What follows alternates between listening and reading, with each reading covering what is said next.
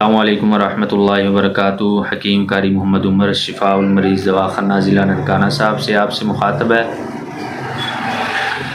آج میں جس مرض پر گفتگو کرنا چاہ رہا ہوں وہ ہے پراسٹیٹ گلینڈ کا بڑھ جانا یا ان میں سوزش ہو جانا۔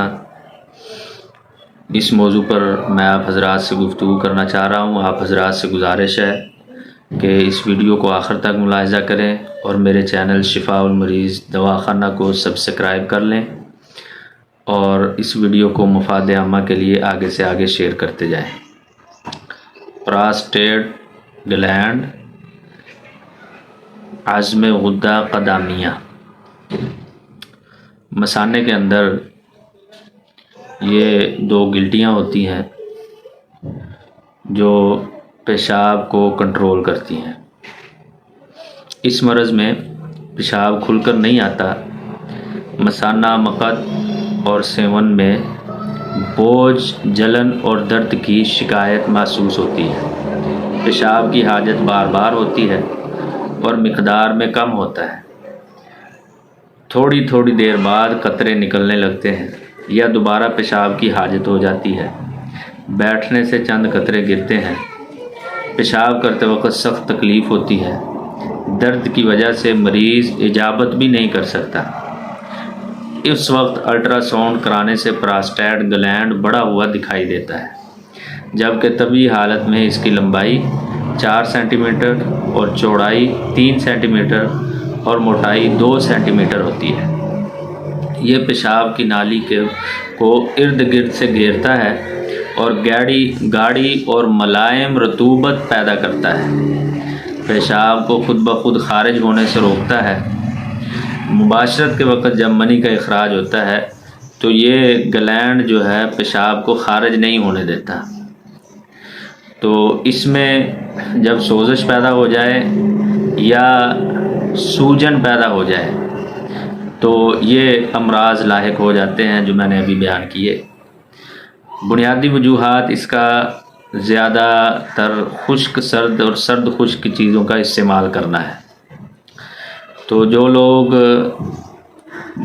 بنی ہوئی اور تلی ہوئی چیزوں کے شوقین ہیں، بوتلوں کے شوقین ہیں اور اسی طرح چائے کے شوقین ہیں، ان کو یہ مرض لاحق ہو جاتا ہے۔ اور خاص کر بڑھاپے میں بوڑھے لوگوں کو یہ زیادہ تر مسئلہ ہوتا ہے کہ ان کو پیشاب کی تکلیف رہتی ہے۔ تو سب سے پہلے سرد خشک سرد چیزوں سے پرہیز کیا جائے، اور اس کے علاوہ میں آپ حضرات سے نسخے بیان کرتا ہوں۔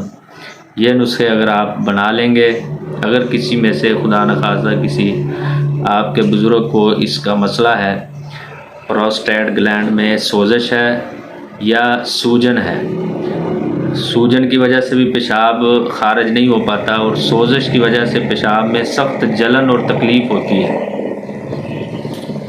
تو ایلوپیتھی علاج میں وہ پیشاب کی نالی کے اندر جو ہے ایک نالی داخل کر کے اس کو خارج کیا جاتا ہے۔ تو یہ اصل میں علاج نہیں ہے، یہ تو وقتی طور پر پیشاب کو خارج کرنے کا ایک ذریعہ ہے۔ اصل علاج یہی ہوگا کہ اس سوجن کو یا اس سوزش کو دور کر دیا جائے۔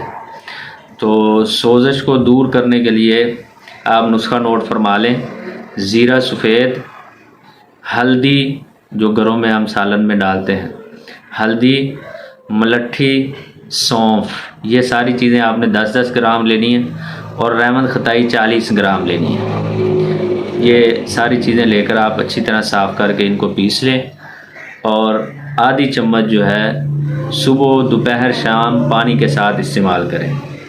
یہ نسخہ سوزش کے لیے ہے۔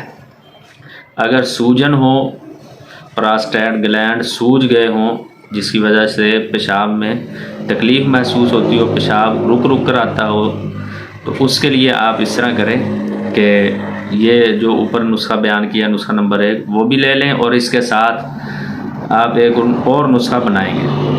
آپ نے اس میں لینا ہے سونڈ، کالی مرچ، نشادر ٹھیکری اور ریمن ختائی۔ یہ ساری چیزیں آپ نے برابر وزن لینی ہے۔ یہ بھی آدھی چمچ آپ نے اس کے ساتھ وہ پہلے والا نسخہ اور یہ آدھی چمچ یہ دونوں نسخے آپ استعمال کریں، انشاءاللہ العزیز یہ مرض جو ہے ہفتہ 10 دنوں میں بالکل ختم ہو جائے گا اور بغیر آپریشن کے یہ ٹھیک ہو جائے گا۔ دعاؤں کا طالب، حکیم کا